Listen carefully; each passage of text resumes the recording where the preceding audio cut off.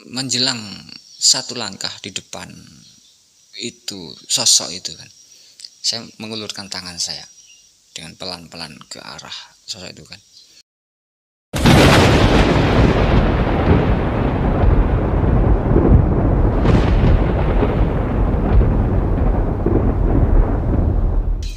Halo, halo, selamat jumpa di channel Koirudin Wijaya. Saya sendiri Koirudin Wijaya. Kali ini akan bercerita tentang sesuatu yang begitu seram ya, menurut saya ya. Jadi waktu itu tahun 1999 ya, setahun setelah krisis moneter di era Pak Soeharto. Kebetulan pada waktu itu saya mengikuti satu pelatihan pencak silat ya, yang mana pada waktu itu pencak silat merupakan gengsi tersendiri ya, karena di zaman itu antar anak muda, antar remaja itu kalau jumpa, kalau tidak kenal, bahkan yang kenal sekalipun itu sering ejek-ejekan. Kalau zaman sekarang istilahnya saling membuli lah. Dan kalau orang tahu kalau kita mengikuti suatu perguruan pencak silat, maka mereka akan tidak membuli lagi kepada kita. Minimal berkuranglah bulian mereka kepada kita kan. Nah, itulah salah satu motivasi atau alasan saya mengikuti salah satu perguruan pencak silat terbesar di Jawa Timur, bahkan di Indonesia. Pada pelatihan ini itu ada proses kenaikan tingkat ya, setiap beberapa bulan sekali ya. Karena pada waktu saya itu latihan pencak silat ini itu harus menjalani masa 1 tahun ya. Jadi setiap kurang lebih 3 bulan ya, itu ada kenaikan tingkat ya. Kalau itu kenaikan sabuk ya. Jadi perubahan warna sabuk ya. Kalau awal-awal di pertama kali masuk itu sabuknya warnanya polos ya, warnanya hitam, polos ya. Jadi waktu berjalan dan kemudian setelah kurang lebih 3 bulan ada proses kenaikan tingkat ya. Dan disinilah ujian pertama yang sangat berat bagi saya ya, yang saya alami karena baru pertama ini saya mengalami ujian seperti ini ya. Karena saya pribadi itu sangat takut akan gelap ya, takut akan hantu. Sampai sekarang saya masih takut akan hantu. Bahkan sampai sekarang saya belum melihat hantu secara real, artinya secara utuh lah. Kalau bau itu sering ya, bau wangi, kadang bau apek gitu kan, itu sering. Cuman kalau nampak wujud yang utuh gitu kan, setidaknya wujud yang sebagian besar tuh saya belum pernah. Dan mudah-mudahan janganlah, karena saya sendiri sebenarnya penakut. Cuman saya itu mencoba melawan rasa takut ya. Dan di proses kenaikan tingkat ini saya coba mempraktekkannya, mencoba melawan rasa takut di dalam diri saya itu. Karena rasa takut itu kalau tidak dilawan, dia akan semakin menjadi tidak karuan ya. Dan kita akan terkurung oleh rasa takut tersebut. Dan saya berpikir inilah kesempatan saya untuk melawan rasa takut tersebut ya. Jadi proses kenaikan tingkat itu seingat saya itu malam Kamis ya, karena latihan dalam seminggu itu ada 2 kali ya, malam Minggu sama malam Kamis. Jadi waktu itu pada malam Kamis ya, seingat saya malam Kamis. Jadi kurang lebih siswanya itu ada 10 orang. Dan saya kebetulan giliran nomor 3 saya. Saya pun berjalan dari tempat latihan menuju ke tempat yang ditentukan, yakni suatu makam di salah satu desa saya, yang menurut orang-orang penduduk sekitar itu makam terseram di desa saya, karena banyak sekali orang yang menjumpai penampakan di sekitar makam itu, dan penampakannya sangat seram sekali, sangat menakutkan lah. Ada banaspati, ada genderuwo, ada kepala menggelinding, pokoknya macam-macam lah yang sangat seram ya. Dan saya ingat cerita itu, ingat cerita orang tua, ingat cerita kawan, tetangga mengenai keseraman makam tersebut. Namun saya mencoba memberanikan diri meskipun ada dorongan ketakutan juga di dalam diri saya, tapi saya coba melawan sekuat tenaga. Saya mulai berjalan dari tempat latihan itu sekitar 4 kilo lah, sekitar 4 kilo. Enggak nyampe 4 kilo, 2 kilo lah, kurang lebih 2 kilo. Saya berjalan sendirian, enggak ada teman, enggak ada senior yang mendampingi, jadi sendirian. Memang itu dari 10 siswa itu bergiliran tuh sendirian, termasuk saya. Tidak ada yang menemani, tidak ada yang boleh membawa alat senter atau penerangan lainnya, pokoknya tangan kosong, jalan sendirian, tidak ada teman, tidak ada senior yang mendampingi, jalan sendirian. Saya perlahan-lahan jalan normal lah di jalan poros yang belum aspal, dan tidak pakai sandal maupun sepatu, nyeker lah istilahnya, kaki telanjang lah, dan nyampe di pintu kuburan, maksudnya pintu jalan masuk kuburan. Dari dari jalan poros ke kuburan itu sekitar 500 meter. Saya mulai belok kanan dari jalan poros masuk ke pintu kuburan. Itu jantung saya udah berdebar sangat keras sekali. Wah, seakan-akan mau pingsan. Karena memang teringat saya bahwa di makam itu terkenal keangkerannya ya, keasramannya. Jadi saya teringat itu, dan bulu kuduk saya mulai berdiri. Cuman kata batin saya harus berani, saya harus bisa itu kan. Saya melangkah pelan-pelan masuk, menyusuri jalan ke arah kuburan, ke arah makam.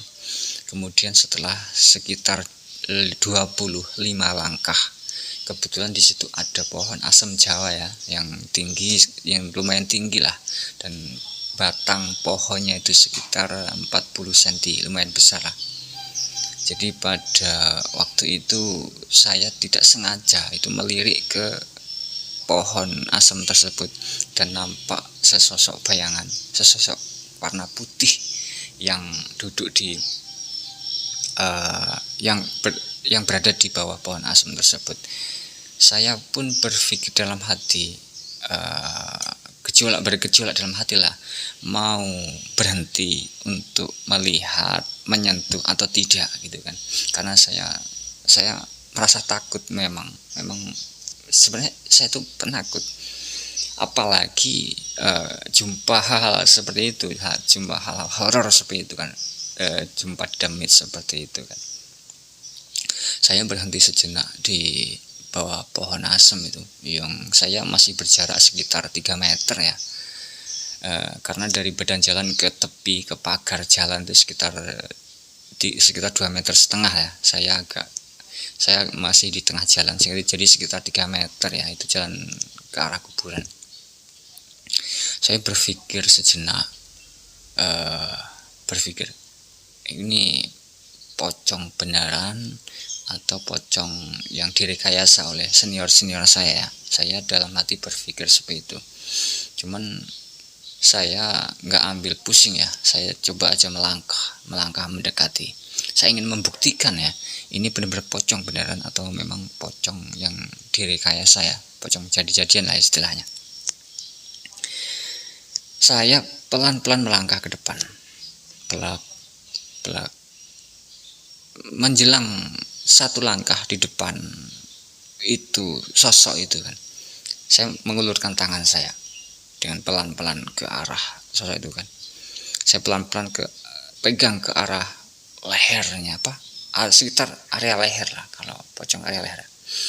Dan saya merasakan sentuhan yang agak aneh, karena itu apa namanya, kayak keras, kayak susunan cabang bambu yang disusun mirip seperti pocong.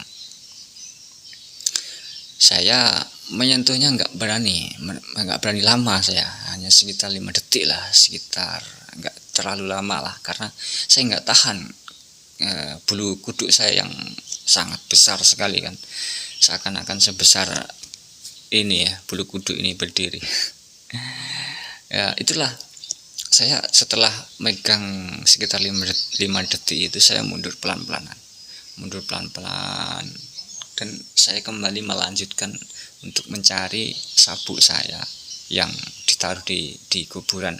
Saya berjalan lagi sekitar 75 meter lah menuju titik center kuburan, titik tengah kuburan. Langsung saya masuk ke kuburan, mencari kesana kesini, dan syukurnya saya di kuburan itu tidak menjumpai apa-apa, tidak ada orang, tidak ada siapa-siapa, intinya ada kuburan aja.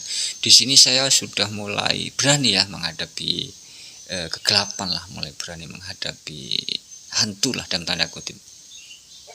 Jadi saya tidak merasa takut lagi karena sudah melawan takut saya, menghabiskan rasa takut saya di bawah pohon asem tadi ya. Kemudian saya berputar-putar keliling-keliling, kemudian saya coba cari di bawah rumah-rumahan kuburan yang istilahnya cungkup gitu ya. Jadi saya masukkan tangan ke kijing gitu kan, kijing yang batu nisan lah bahasa Indonesia. Kemudian syukurnya alhamdulillah saya menemukan di salah satu nisan ya. Cuman saya nggak langsung ambil, saya coba raba ini bener kain atau bukan kain gitu kan, karena memang letaknya di kuburan ya. Jadi saya tarik, rupanya bukan kain pula, nanti kain yang lainnya pula. Saya berpikiran macam-macam. Setelah saya gerakkan sedikit demi sedikit, rupanya tidak ada sangkutan ke dalam, artinya itu kain memang terlepas, nggak ada kaitan dengan yang di makam itu kan. Jadi saya ambil kain itu, rupanya memang sabuk beneran. Langsung saya balik. Di perjalanan balik itulah saya mulai sadar. Di perjalanan balik dari kuburan, keluar dari pintu kuburan menuju ke jalan poros, saya mendekati pohon asem tadi, yang tadi berangkat di kiri jalan, sekarang di kanan jalan. Saya dalam hati mencoba memperhatikan pohon asem tadi, apakah masih ada atau tidak pocongnya, ataukah sudah pergi. Rupanya itu sudah nggak ada lagi pocongnya, sudah nggak ada lagi. Padahal saya giliran nomor 3, masih ada teman-teman saya di belakang saya. Artinya kalau itu pocong yang diletakkan oleh senior saya, tentu dia masih ada di situ kan. Rupanya saya pas balik, saya tengok sosoknya sudah nggak ada. Saya sudah nggak melihat. Saya ragu kan, emang karena gelap atau apa. Saya coba agak mendekat gitu kan. Rupanya memang benar-benar nggak ada. Saya jalan keluar sambil pikiran macam-macam ya, keluar menuju poros jalannya, jalan poros ya. Jadi keluar dari jalan kuburan, belok kiri ke jalan poros. Saya pelan-pelan lah. Akhirnya nyampe saya di tempat latihan. Di tempat latihan saya diem saja, nggak ngomong apa-apa, nggak cerita apa-apa, dan bersikap seperti biasa lah, nggak terjadi apa-apa. Dan saya diem aja, dan saya memperhatikan pelatih itu tidak bicara apa-apa. Memang pelatih itu saya tangkap senior tidak merekayasa sesuatu lah. Jadi artinya pocong yang saya raba tadi, yang saya pegang tadi adalah pocong beneran. Dan saya merasakan langsung saya pegang. Kata orang pintar, hit setan yang menakuti manusia itu akan sangat rugi jika yang ditakutinya tidak takut, yang ditakutinya malah berani tuh. Jadi pikiran saya menyimpulkan itu pocong beneran yang saya sentuh akhirnya dia terbakar menjadi kayu karena perlawanan aura saya itu bisa menghancurkan auranya dia. Itulah kesimpulan yang saya pikirkan setelah kejadian waktu itu. Di lain waktu saya bercerita sama teman-teman, saya coba bertanya teman-teman saya yang sesama latihan tersebut. Mereka mengatakan tidak melihat sosok itu di bawah pohon asam tersebut. Jadi saya menguatkan dugaan saya itu bahwa itu memang benar-benar hantu atau setan yang mencoba menggoda saya. Demikian saya Khairuddin Wijaya. Terima kasih.